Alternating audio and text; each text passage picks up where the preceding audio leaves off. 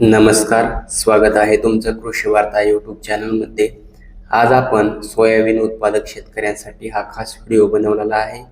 या व्हिडिओमध्ये आपण सोयाबीन वाण कसं निवडायचं, कुठलं निवडायचं, बियाण्यांची अंकुरण क्षमता कशी तपासायची, सोयाबीन पेरणी करताना योग्य अंतर किती ठेवायचं, बीज प्रक्रिया का आवश्यक आहे, पेरणीसाठी कुठली पद्धत योग्य आहे, बीज दर आणि खतांचा वापर किती करायचा आणि पाणी या सोयाबीनला कधी द्यायचं, या सर्व माहिती या व्हिडिओमध्ये पाहणार आहोत. चॅनलवर जर तुम्ही नवीन असाल तर चॅनलला सबस्क्राईब करा, व्हिडिओला लाईक करा. सोयाबीन हे खरीप हंगामातील एक महत्त्वाचे तेलबिया पीक असून योग्य पावसाच्या प्रमाणावर यशस्वी पेरणी अवलंबून असते. कृषी तज्ज्ञांच्या मते पेरणीसाठी किमान 100 मिमी एकूण पर्जन्यमान आवश्यक आहे. सोयाबीन वाणाची निवड करताना हवामान, जमिनीचा प्रकार आणि प्रतिकारक क्षमता यांचा विचार करणे आवश्यक आहे. उदाहरणार्थ, कोरडवाहू क्षेत्रासाठी अल्पकालीन आणि उष्णता सहन करणारे वाण निवडा आणि जर आर्द्र हवामान तुमच्या भागात असेल तर रोगप्रतिकारक वाण अधिक फायदेशीर ठरतं. आता पाहूया बियाण्यांची अंकुरण क्षमता कशी तपासायची. तर अंकुरण चाचणी ही अत्यंत सोपी आणि फायदेशीर पद्धत आहे.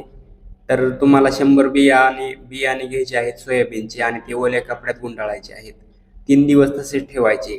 त्यातील जर 70पेक्षा जास्त बियाणे अंकुरित झाले तर ते पेरणीसाठी योग्य बियाणे आहे असे समजायचे.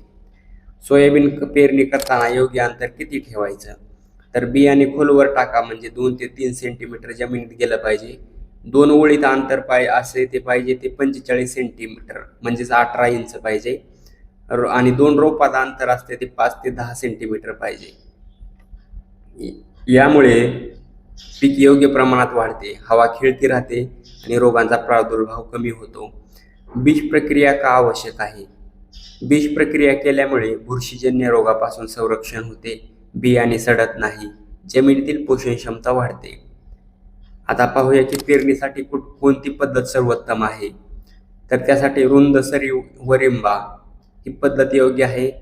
ही पद्धत खास करून अतिवृष्टी संभाव्य क्षेत्रासाठी अत्यंत उपयुक्त आहे. या पद्धतीमुळे जमिनीत पाणी साचत नाही, निचरा योग्य होतो, मुळांना पुरेसा ऑक्सिजन मिळतो. तर बीज दर आणि खतांचा वापर.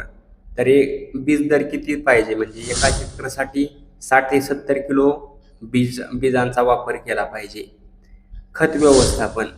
NPK वापर शेतातील माती तपासणीनुसार ठरवा. जैविक खतांचा वापर जास्तीत जास्त करावा. आणि सिंचन म्हणजेच या सोयाबीनला पाणी जास्त महत्त्वाचं कधी असते. तर सोयाबीनला शेवटच्या टप्प्यातील सिंचन अत्यंत आवश्यक असते. विशेषतः फुलोऱ्याच्या आणि शेंगा भरण्याच्या अवस्थेत सिंचन केल्यास उत्पादन वाढते. तण व्यवस्थापनासाठी पेरणीनंतर 20 ते 25 दिवसात एक वेळ मशागत करावी.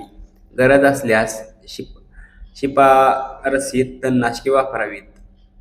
तर कीड आणि रोग व्यवस्थापन. सामान्य रोग कुठले आहेत, तर करपा, शेंगाकूज.